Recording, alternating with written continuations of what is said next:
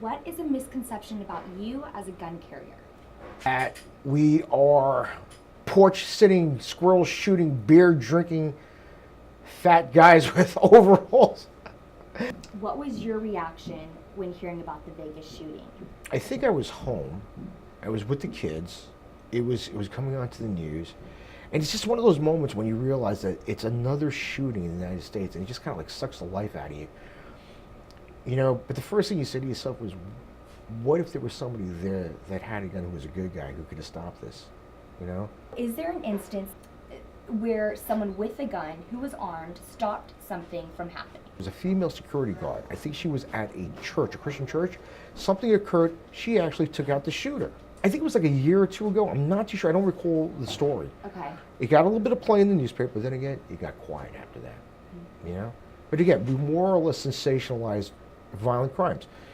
Well, it's like the old saying too. If there's blood, it's going to sell. So what's going to give you more play?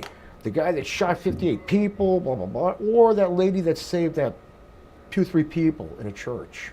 Do you think news about mass shootings will ever change gun laws in those states? Like, do you think there'll be a point when it just gets too much? I think we're coming to that point. I think we're getting to that point where it's just happening too often, too much, and there's too many now. I think the American psyche is going to go, it's enough. It's just too many. You know, something has to be done. But how much more do you want to put on the good people that apply to the license, that abide by the laws? What more can we do? In 1996, there was a mass shooting in Australia. It resulted in 35 deaths and 28 wounded. After the disaster, the government issued a national firearms agreement.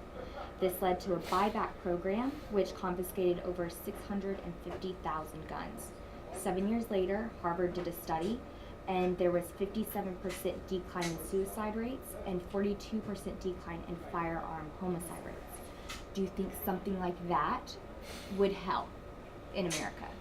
You're talking about total ban and total confiscation of firearms, which Yes. would never happen in this country. It would never be allowed. And why not? Because it is our Second Amendment right. Are you going to take away my right to speak freely? If you take away my Second Amendment right, take away all my rights. Don't just take away one. Okay. Now, Even though also, that bear in one- mind this. Only the good people apply to this and surrender the firearms. But yet, it still declines so drastically. It does look like that less guns equal less homicides. It depends on who you look at, too, okay? Because, you know, a lot of us, I hate to say that we're all conspiracy theorists, you know, but, you know, a lot of times when you come up with numbers and stuff like that, who's coming up with the numbers? Where are you getting these facts? What kind of poll are you taking? How do we know that these numbers are honest and true? Interesting. So do you think some people don't think these numbers are true? I think a lot of people don't think these numbers are true. Wow. Because Okay. According to the United Nations data, the U.S. has nearly 6 times the gun homicide rate of Canada, more than 7 times that of Sweden, and nearly 16 times that of Germany. Why do you think America has such high rates? first off, I like to believe that the United Nations is a joke. They should get rid of the UN and make it condos over there. That being said, their data still is pretty solid.